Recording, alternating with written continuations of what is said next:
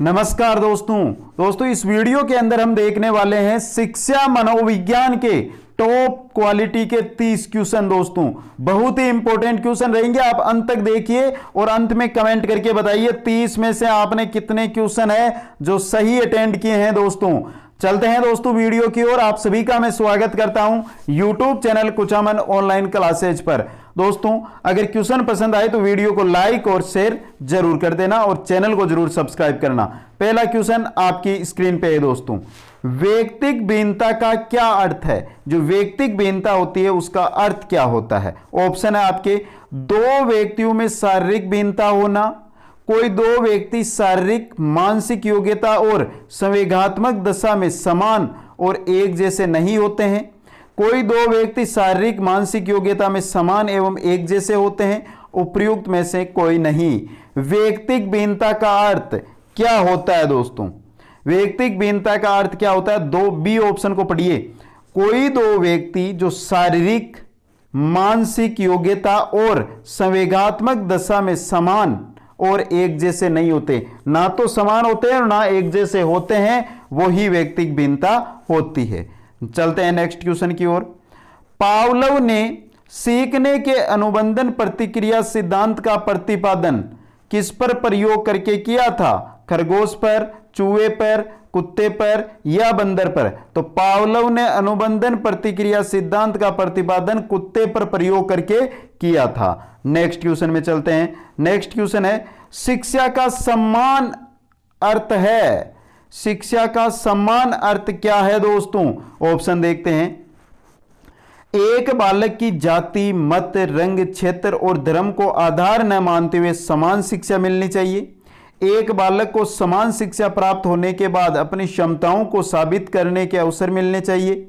एक बालक को बिना किसी भेदभाव के समान विधियों और सामग्री का उपयोग करके पढ़ाना चाहिए। एक बच्चे को ऐसी शिक्षा प्रदान करनी चाहिए जो उसके भावी व्यवसायिक जीवन के लिए सबसे उपयुक्त हो। शिक्षा का समान अवसर का अर्थ होगा आपका ऑप्शन डी वाला।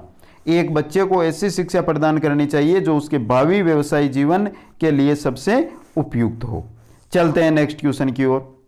हार्वर्ड गार्डनर का बुद्धि का सिद्धांत किस पर बल देता है? शिक्षार्थियों में अनुबंधित कौशलों पर, सामान्य बुद्धि पर, विद्यालय में आवश्यक समान योग्यताओं पर, प्रत्येक व्यक्ति की विलक्षण योग्यताओं पर?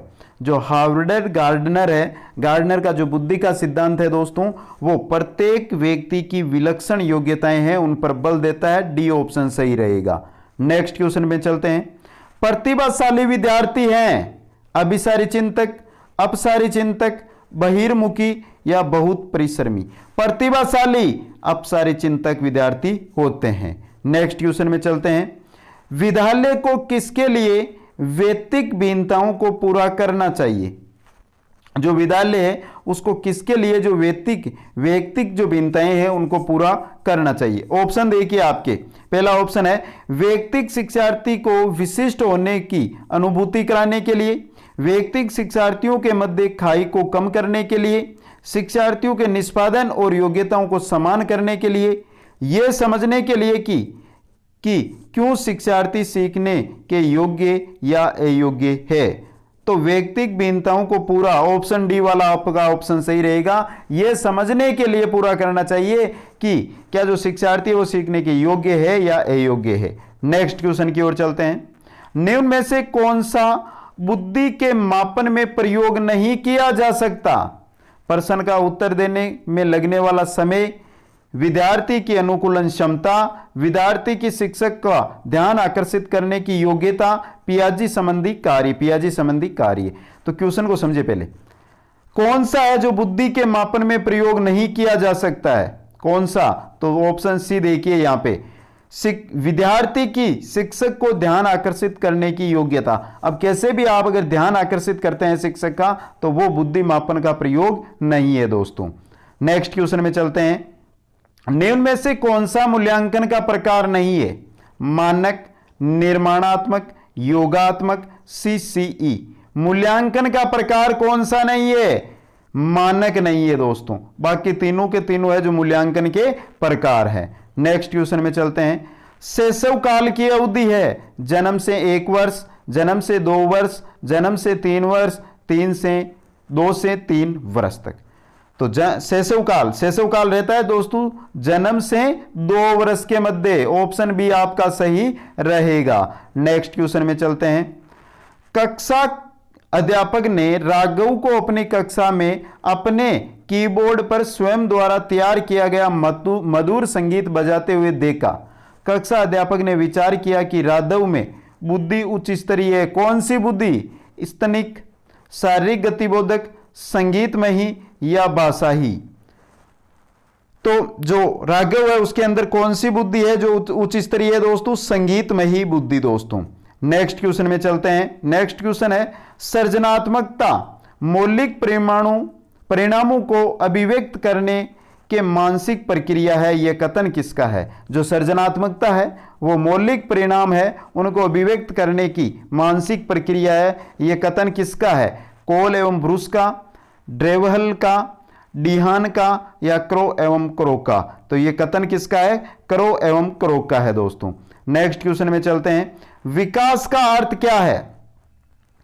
परिवर्तनों की उत्तरोत्तर श्रृंखला, अभिप्रेरणा के फलस्वरूप होने वाले परिवर्तनों की उत्तरोत्तर श्रृंखला, अभिप्रेरणा एवं अनुभव के फलस्वरूप होने वाले परिवर्तनों की उत्तरोत्तर श्रृंखला, परिपक्वता एवं अनुभव के फलस्वरूप होने वाले परिवर्तनों की श्रृंखला। तो पूछा क्या है कि विकास का अर्थ क्या है? विकास का अर्थ होता है दोस्तों अभिप्रेरणा एवं अनुभव के फलस्वरूप होने वाले परिवर्तनों की उत्तरोत्तर श्रृंखला। सी ऑप्शन आपका सही रहेगा। नेक्स्ट क्वेश्चन में चलते हैं। मनोविज्ञान की बहिर्दर्शन विधि के जनक कौन है? जो बहिर्दर्शन विधि है उसके जनक कौन है दोस्तों? टाइडमैन, वुडवर्थ, जेबी वाटसन या फ्राइड। तो कौन है दोस्तों? जेबी वाटसन। बहिर्दर्शन विधि के जनक जेबी वाटसन है दोस्तों। नेक्स्ट क्वेश्चन में चलते हैं। शिक्षा मनोविज्ञान ने स्पष्ट व निश्चित स्वरूप कब धारण किया? 1900 में, 1920 में, 1930 में या 1940 में। तो शिक्षा मनोविज्ञान में स्पष्ट व निश्चित जो रूप धारण किया था वो कब किया था दोस्तों? 1920 के अंदर। ऑप्शन बी आपका सही रहेगा। नेक्स्ट क्वेश्चन में चलते हैं। कोल सैनिक शिक्षा मनोविज्ञान का आरंभ किससे मानते हैं? अरस्तु से, सुकरात से, प्लेटो से या लोक से। तो किससे मानते हैं दोस्तों कोल सैनिक? कोल सैनिक है दोस्तों अरस्तु से शिक्षा मनोविज्ञान का आरंभ मानते हैं। नेक्स्ट क्वेश्चन में चलते हैं। सीखना किससे प्रभावित होता है? आत्मा से, मन से, बुद्धि से या प्रेरणा। तो दोस्तों सीखना है वो प्रेरणा से प्रभावित होता है। डी ऑप्शन है जो आपका यहां पे क्या रहेगा? सही रहेगा। नेक्स्ट क्वेश्चन में चलते हैं। निम्न में से कौन सा विकासात्मक कार्य उत्तर बाल्यावस्था के उपयुक्त नहीं है? कौन सा विकासात्मक कार्य है जो उत्तर बाल्यावस्था के लिए उपयुक्त नहीं है दोस्तों? ऑप्शन है सामान्य खेलों के लिए आवश्यक शारीरिक कुशलताएं सीखना, पुरुषोचित या स्त्रियोचित सामाजिक भूमिकाओं को प्राप्त करना, व्यक्तिगत आत्मनिर्भरता प्राप्त करना, अपने हम उम्र बालकों के साथ रहना सीखना।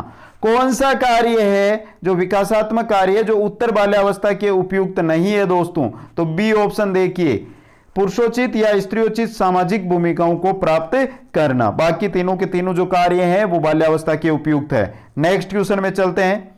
खेल को ऐच्छिक तथा आत्म प्रेरित क्रिया किस मनोवैज्ञानिक ने बताया? फ्राइड ने, स्टर्न ने, जेम्स ड्रेवर ने या अरस्तु ने।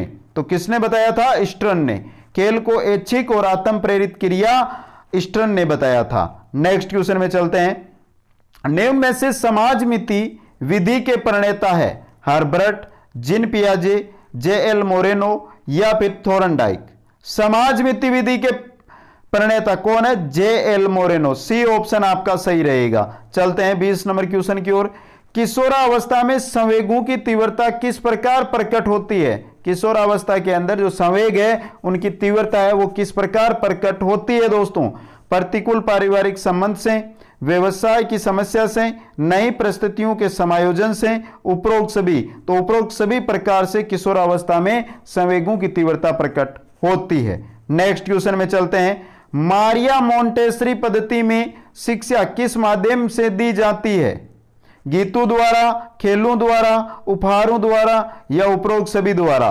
तो मारिया मोंटेसरी जो पद्धति है उसमें जो शिक्षा है वो गीतों, खेलों, उपहारों सभी उपरोक्त सभी के द्वारा दी जाती है। नेक्स्ट क्वेश्चन में चलते हैं।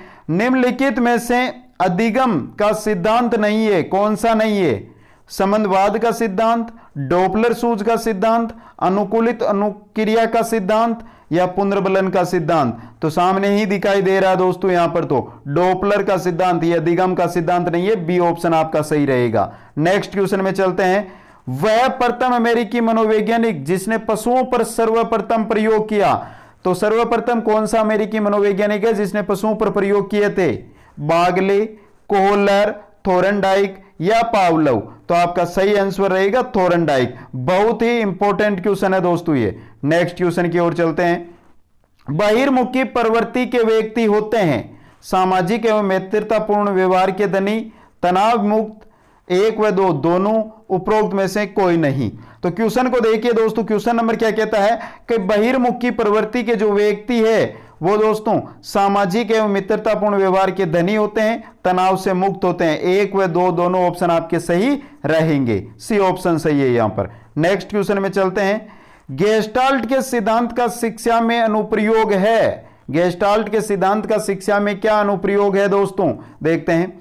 स्थिति का स्पष्ट संगठन, अधिगम स्तर के अनुकूल परिस्थितियों का निर्माण, यहां पर अनुकूल है दोस्तों, क्या है? अनुकूल, अनुकूल परिस्थितियों का निर्माण, स्वयं क्रिया द्वारा खोज हेतु प्रोत्साहन, उपरोक्त सभी। तो डी ऑप्शन सही रहेगा, उपरोक्त सभी है जो गेस्टाल्ट सिद्धांत का शिक्षा में अनुप्रयोग है। नेक्स्ट क्वेश्चन में चलते हैं। सक्रिय अनुबंध का निम्नलिखित में से शिक्षा में कौन सा अनुप्रयोग नहीं है? व्यवहार को अपेक्षित रूप देना, मनस्तापी बालकों के प्रशिक्षण में व्यवहार को अपेक्षित रूप देना, यह दोबारा आ गया दोस्तों जो ऑप्शन है वो, और उपरोक्त में से कोई नहीं। तो यहां पर आपका सी मानो या ए मानो, ऑप्शन ए या सी दोनों सही है दोस्तों। नेक्स्ट क्वेश्चन में चलते हैं।